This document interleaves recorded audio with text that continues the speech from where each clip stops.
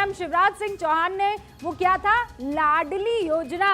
लाडली योजना को लेकर बार बार यही कहा जा रहा है कि शिवराज सिंह चौहान अपने जो चुने गए उम्मीदवार हैं, लिस्ट पर भले यकीन करें ना करें, लेकिन पूरी तरीके से कॉन्फिडेंट है लाडली योजना पर। लेकिन ये लाडलियां क्या शिवराज सिंह चौहान को लाडला बनाती हैं कि नहीं बनाती है, आज ये टफ कंपटीशन होने वाला है। हमारे साथ गुलरेज शेख भी जुड़ चुके हैं, जो कि प्रदेश के बीजेपी प्रवक्ता हैं। उनका रुख करते हैं। गुलरेज भाई, क्या आबो हवा, किस तरीके का माहौल?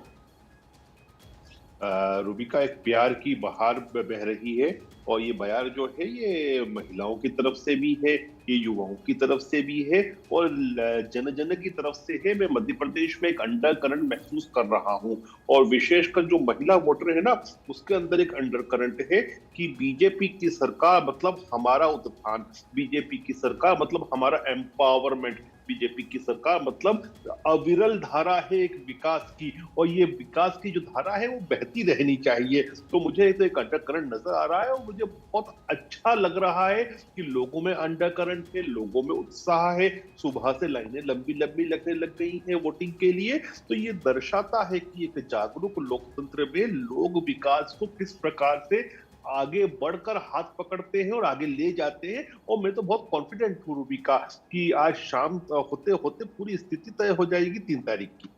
नहीं, शाम होते होते तो सच में तय हो जाएगी स्थिति कि आप रह रहे हैं कि आप जा रहे हैं। लेकिन ये अंडर करंट जो आप कह रहे हैं, आपको वीडियो वाले करंट भी तो बहुत सारे लगे हैं ना। कल रात को 1500 रुपये वाला करंट लगा है, उससे पहले नरेंद्र सिंह तोमर जी के बेटे के वीडियो वाला करंट लगा है। देखिए, कांग्रेस के पास डर्टी ट्रिक्स डिपार्टमेंट रखते हैं हमेशा। ये वो लोग हैं जिन्होंने लाल बहादुर शास्त्री को जहर दे दिया, जेपी को जहर दे दिया। तो ये तो बहुत छोटी चीज है इनके लिए, ये सब कुछ कर सकते हैं। लेकिन जनता बहुत जागरूक है और जागरूक जनता जो है वो इनको सजा देने वाली है, पनिश करने वाली है। आज वरुण जी, सुना आपने क्या कह रहे हैं गुलरेज शेख?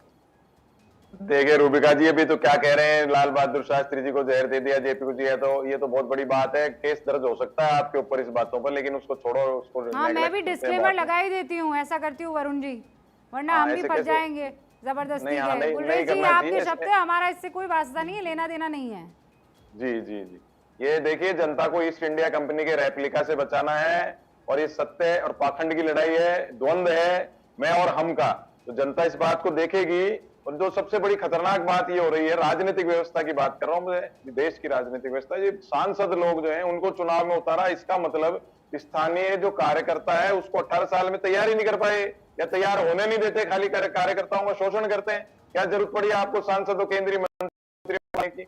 ये आज तो बीजेपी कर रही है, हो सकता है दूसरी पार्टियां भी आगे फॉलो करें। तो ये राजनीतिक व्यवस्था के लिए रुकेगा जी, बहुत खतरनाक चीज है। राजनीतिक व्यवस्था के लिए क्या सांसदों को विधायकी का चुनाव लड़ाना खतरनाक है?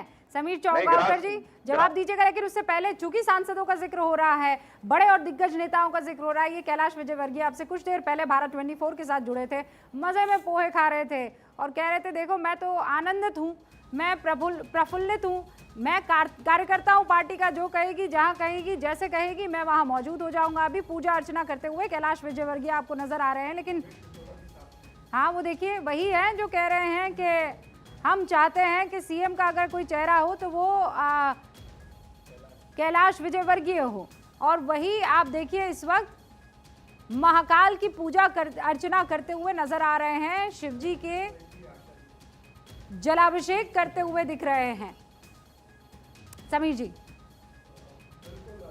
मैं तो अभी कांग्रेस के प्रवक्ता की बात का जवाब देना चाहता हूं। हालांकि मुझे लगता है कांग्रेस के प्रवक्ता नहीं, वो राजनीतिक विशेषज्ञ है। हाँ। मेरा ये कहना है कि भाई सांसद को अगर लड़वाते हैं या विधायक को चुनाव लड़वाते हैं या किसी कार्यकर्ता का लड़वाते हैं, ये तो पार्टी का अधिकार होता है कि किस सीट से किसको चुनाव लड़वाना है। मुझे लग रहा है कि यह कह देना कि सांसदों को चुनाव इसलिए लड़वाया जा रहा है कि वहाँ पर उनके पास उम्मीदवार नहीं था या किसी को मुख्यमंत्री के रूप में प्रोजेक्ट करना है, या भारतीय जनता पार्टी अपने स्थानीय संगठन पर भरोसा नहीं करती, अपने स्थानीय कार्यकर्ताओं पर भरोसा नहीं करती, मुझे लगता है ये ठीक नहीं है। ये हर पार्टी की रणनीति होती है कि कब किसको कहाँ कैसे चुनाव लड़वाना है, और पार्टी उसी के आधार पर टिकट तय करती है और पार्टी का कार्यकर्ता चुनाव लड़ता है। और भारतीय जनता पार्टी के साथ तो ये बहुत बड़ी विशेषता है कि एक सारे अनुशासित, आप देखिए, जिनको चुनाव लड़ने के लिए कहा वो सारे चुनाव लड़ने के लिए उतरते हैं, और जब पद छोड़ने के लिए कहा जाता है तो पद भी तुरंत छोड़ देते हैं। मुझे लग रहा है कि इस तरह से घटना नहीं घटती है कि किसी मुख्यमंत्री को कहा जाए कि रिजाइन कर दो और फिर वो अपना शक्ति परीक्षण करे और कांग्रेस के भेजे हुए केंद्रीय पर्यवेक्षक को वापस लौटना पड़े, मुझे लग रहा है ऐसी सार्वजनिक अनुशासनहीनता भारतीय जनता पार्टी के अंदर नजर नहीं आती है। आप कह रहे हैं डेकोरम वो तोड़ रहे हैं, ये आप पर आरोप लगा रहे हैं कि आप लोग डेकोरम तोड़ रहे हैं। और इस बीच ये खबर आपको बता दें, देखिए साव जी जो हैं छत्तीसगढ़ के प्रदेश अध्यक्ष, वो अपना वोट डालकर आए हैं और ये देखिए अपनी स्याही लगी उंगली दिखाते हुए नजर आ रहे हैं। जी सर। देखिए, जिस बात की याद समीर जी दिला रहे हैं, दरअसल कोई ऐसी घोषणा हुई नहीं थी कि कैलाश के राजस्थान में मुख्यमंत्री पद छोड़ने वाले हैं अशोक गहलोत जी, उनकी जगह कोई दूसरा नेता चुना जाने वाला है। ये सब कयास को लेकर के ही आधारित थे। लेकिन यहाँ जो मूल प्रश्न है कि सांसद को चुनाव लड़ाया जाए, केंद्रीय मंत्री को चुनाव लड़ाया जाए, ये सही है कि पार्टी का तो अपना अधिकार होता है और अधिकार के तहत ही उन्होंने फैसला लिया है। लेकिन ये रणनीति की भी बात हम समीर जी से सहमत हैं कि ये रणनीति है। तो ये कौन सी रणनीति है कि केंद्रीय मंत्री को आप विधानसभा का चुनाव लड़ने भेजे हैं, जो कि बहुत बड़े दिग्गज नेता हैं, और यही कारण है कि मुख्यमंत्री की जो अंदर खाने की लड़ाई है, उस लड़ाई की वजह से ही ये यूट्यूब वीडियो और ये सब सामने आ रहे हैं। कोई कांग्रेस का आदमी थोड़े यूट्यूब वीडियो लेकर आया है, ये अंदर के ही लोग हैं मुख्यमंत्री की लड़ाई के कारण। देखिए, मुझे लगता है कि कांग्रेस के अंदर जो कुर्ता फाड़ राजनीति हुई थी दिग्विजय सिंह की और कमलनाथ के बीच में, वो तो सार्वजनिक है। जी एक सेकंड, प्रहलाद पटेल कुछ कह रहे हैं, जरा उनको सुन लेते हैं। परिवार मानते हैं सर, प्रदेश के लिए क्या संदेश? ये मां नर्मदा मध्य प्रदेश की जीवन रेखा है। तो मैं तो अभी ये देख रहा हूं कि हम मां से ले रहे हैं। मां को वापस करने का समय भी है, तो दोनों काम हम एक साथ करें तो मुझे लगता है कि वो राज्य के लिए और राज्य की जनता के लिए बहुत श्रेयस्कर होगा। अगर हम लेते हैं तो हमें वापस करने के बारे में भी सोचना चाहिए। जी, आज आप अपने पति देव के साथ मां नर्मदा का आशीर्वाद लेने आए हैं, क्या मांगा मां नर्मदा से, क्या प्रार्थना है? हमारे शिवाशी जी बोलते थे माँ के सामने वो तो वैसे ही सब कुछ देती है, और पता नहीं यहाँ आके मैं कभी भी कुछ नहीं मांग पाई ईश्वर के सामने। बस सबके कल्याण का भाव होता है, बाकी हमने मांगा कभी कुछ नहीं है। जी, प्रदेश की जनता से क्या संदेश है, क्या चाहे? प्रदेश की जनता, अब ये तो सब राजनीतिक प्रश्न कर रहे हो आप मेरे से। नरसिंहपुर से आपके पति श्री प्रहलाद पटेल जी खड़े हुए हैं, केंद्रीय मंत्री हैं, अब विधायक के पद पे नरसिंहपुर से खड़े हुए हैं। नरसिंहपुर की जनता से कुछ कहना चाहेंगे? सभी मतदान करें, उनको जो लगता है जिले के विकास के लिए वैसा सोच के उनको विकास करना चाहिए। मैं तो अपने पति के लिए कामना करूंगी कि सब लोग वोट दें भाजपा को। और फर्स्ट वोटर को क्या कहना चाहिए? जो इस समय पहला वोट देने जा रहे हैं, जो 18 साल के हुए हैं, 9 मतदाता हैं, वो देश के और प्रदेश के विकास के लिए विचार करके वोट करें, मैं तो यही कहना चाहूंगी। जी।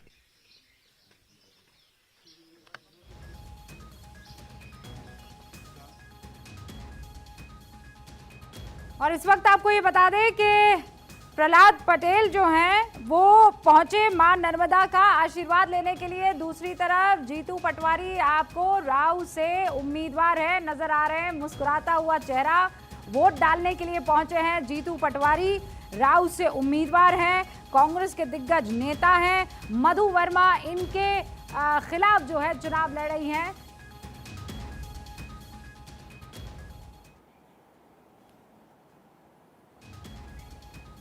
वोट डालने जीतू पटवारी पहुंचे हैं, पूरा उनको कॉन्फिडेंस है कि इस बार वो वहां पर चुनाव जीत जाएंगे।